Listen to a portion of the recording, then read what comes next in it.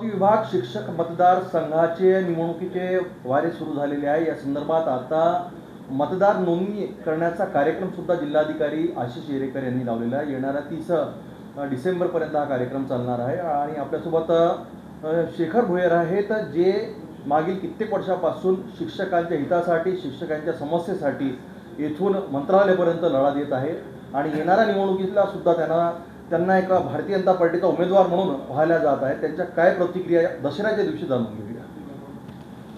खऱ्या अर्थानं निवडणुकीचा मतदार नोंदणीचा कार्यक्रम लागलेला आहे। मागच्या 2020 मध्ये जे शिक्षक मतदारसंघाची निवडणूक झाली ती त्यामध्ये 14,000 बोगस मतदार होते। बोगस मीन्स जे शिक्षकच नाही आहे, नॉन टीचिंग, चपरासी, हे प्री प्रायमरी कॉन्व्हेंट, जे एलिजिबल नाही आहे, अशा 14,000 लोकांनी मतदान केलं। हे सगळी प्रक्रिया विद्यमान आमदार किरण सरनाईक यांनी ती राबवून घेतली, कारण तत्काळ त्यावेळेसचे जे गृहमंत्री होते ते यांचे नातेवाईक होते आणि त्यांनी शासनाच्या माध्यमातून पूर्ण पैसे आणि साड्या वाटल्या।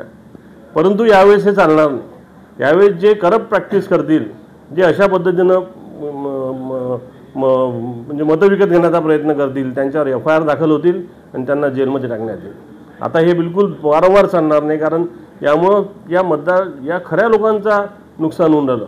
आज आपण बघतोय की 5 वर्षापासून किरण सरनाईक हे हरपले आहे। मतदारसंघात त्यांना समस्या काय हे माहीत नाही आहे आणि कित्येक शिक्षकांचे प्रश्न प्रलंबित आहे।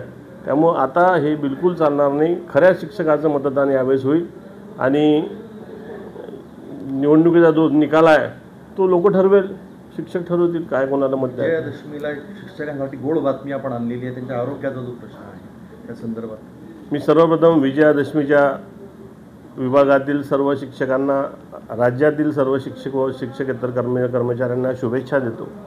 आणि फार आनंदाची बातमी, या राज्याचे सन्माननीय मुख्यमंत्री आदरणीय देवेंद्र फडणवीस साहेबांना मी मागच्या 1 वर्षापूर्वी निवेदन दिलं की इतर विभागाच्या कर्मचाऱ्यांना कॅशलेस मेडिक्लेम योजना लागू झालेली आहे, परंतु शिक्षक विभागाच्या शिक्षकांना व शिक्षकेतर कर्मचाऱ्यांना ही योजना अद्यापपर्यंत लागू झालेली नाही। त्यामुळे खूप त्रास होतो आहे, कारण बिलं सबमिट करावं लागतात, टक्केवारी मागतात, 10-20 हजाराची बिलं कोणी सबमिट करत नाही आणि आजाराचा खर्चही खूप वाढलेला आहे। एवढा खर्च करण्याची तयारी शिक्षकाकडे नाही, पैसे तेवढे नाही आहे।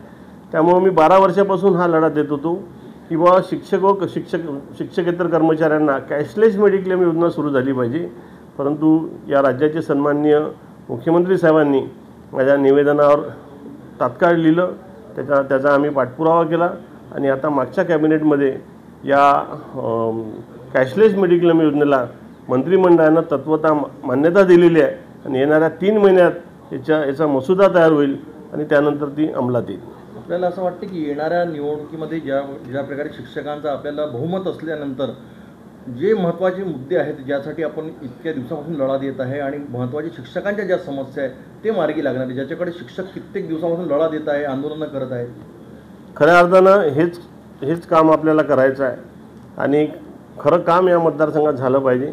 आता हा जो कॅशलेसचा मुद्दा आहे, हा मी 12 वर्षापासून सातत्यानं काम करत होतो या मुद्द्यावर। तर असे जे काही प्रश्न आहे, वरिष्ठ व निवड श्रेणीचा प्रश्न आहे, 10, 20, 30 प्रमाणे वेतन श्रेणी मिळाली पाहिजे, कारण आमच्या शिक्षक बांधवांना कुठलंही प्रमोशन नाही। आपण आज बघतोय की मंत्रालयात एखादा बाबू लागला असेल क्लर्क म्हणून तर तो अवर सचिवपर्यंत त्याचं प्रमोशन होते, पण इथं लागलेला qualified BA BEd MA BEd हा जो शिक्षक आहे याचं प्रमोशन नाही आहे। त्याला 1% किंवा 2% लोकांनाच फक्त मुख्याध्यापक किंवा पर्यवेक्षक होता येते। म्हणून कमीत कमी त्यांना तुम्ही 10, 20, 30 प्रमाणे वेतन श्रेणी तर द्या, कमीत कमी तेवढा तर सन्मान त्यांना दिला पाहिजे। आणि येणाऱ्या काळात 10, 20, 30 प्रमाणे वेतन श्रेणी मिळवून देण्यासाठी मी काम करणार आहे। अजून या क्षेत्रातले जे कामं आहे, जे शिक्षण सेवा काळात शिक्षक म्हणून कार्य करत असताना ज्यांनी पोस्ट ग्रॅज्युएशन केलं, MPhil PhD केलं, त्यांची सेवा पुस्तकात नोंद झाली पाहिजे, त्यांना DETतून वगळलं पाहिजे आणि अजून काय त्यांना बेनिफिट देता येईल ते दिलं गेलं पाहिजे, त्यांचा सन्मान झाला पाहिजे, यासाठी सुद्धा काम करायचं आहे। पेन्शन जे शिक्षक रिटायर्ड होतात त्यांची पेन्शन केस संस्था पाठवत नाही. काही लोक तिथं टक्केवारी मागतात. त्यानंतर तिथून पाठवली तर एज्युकेशन ऑफिसमध्ये थांबवल्या जाते. तिथं ठरलेलं आहे ते तिथून मग AG ऑफिसमध्ये जाते. माझ्या हिशोबाने हायकोर्टाचा निर्णय आहे की ज्या दिवशी शिक्षक किंवा कर्मचारी रिटायर्ड होईल त्या महिन्यापासून त्याला पेन्शन केस मिळाली पाहिजे.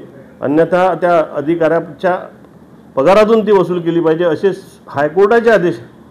तरीसुद्धा होत नाही. आता मी खामगावला होतो, खामगावर दौऱ्यावर.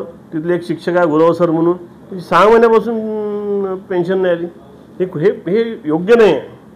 त्यामुळं येणाऱ्या काळात पेन्शनर जे आहे त्यांनासुद्धा पेन्शन वेळेवर मिळाली पाहिजे यासाठी काम करायचं. जुन्या पेन्शनचा जो प्रश्न आहे तो वारंवार हा वेळ म्हणजे यासाठी सुद्धा खूपदा आंदोलन केले, आपण सुद्धा लढलो यासाठी. मी महाराष्ट्र राज्य जुनी पेन्शन हक्क संघटनेच्या माध्यमातून जुन्या पेन्शनसाठी जवळपास 150 आंदोलनात मी सहभागी होतो. म्हणजे आमच्या संघटनेचा पाठिंबाच होता. आम्ही खांद्याला खांदा लावून महाराष्ट्र राज्य जुनी पेन्शन हक्क संघटनेसोबत खांद्याला खांदा लावून आम्ही आतापर्यंत लढलो. आणि त्यामुळं काय झालं की 10% ऐवजी 14% शासन द्यायला लागलं. शासनाचा भाग पहिले ग्रॅज्युटी नव्हती, फॅमिली पेन्शन योजना नव्हती. म्हणजे एखादा शिक्षक किंवा कर्मचारी जर एक्सपायर झाला तर त्याचं कुटुंब वाऱ्यावर होतं. पण आज आंदोलनामुळं काय झालं की फॅमिली पेन्शन योजना सुरू झाली, ग्रॅज्युटीचा लाभ देणं सुरू झालं. परंतु आम्हाला जी पाहिजे खऱ्या अर्थाने जुनी पेन्शन योजना, यासाठी आपल्याला येणाऱ्या काळात काम करायचं आहे. मी नक्कीच, मला जर यावेळेस सर्वांनी संधी दिली तर मी जुनी पेन्शनबद्दल सभागृहात आवाज उठवीन आणि त्यासाठी काम करीन.